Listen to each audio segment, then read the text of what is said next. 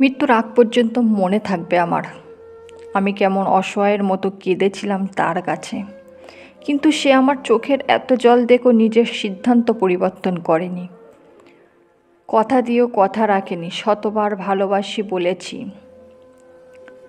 অনেক বুঝেছি, আমি অনেক ব্যর্থ হয়েছি, তার বুকে একটু ভালোবাসার জন্ম দিতে পারিনি।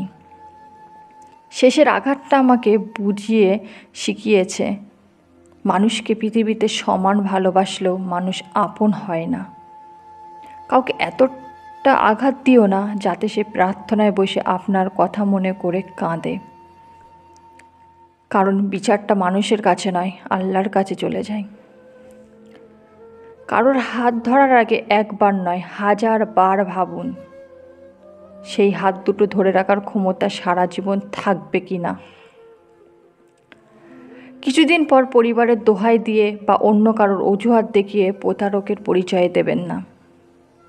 মিথ্যা আশা দিয়ে কারোর কাছে ভালো থাকার চেয়ে কারোর আশা না দেখিয়ে কারোর কাছে সাধারণভাবে থাকা ভালো।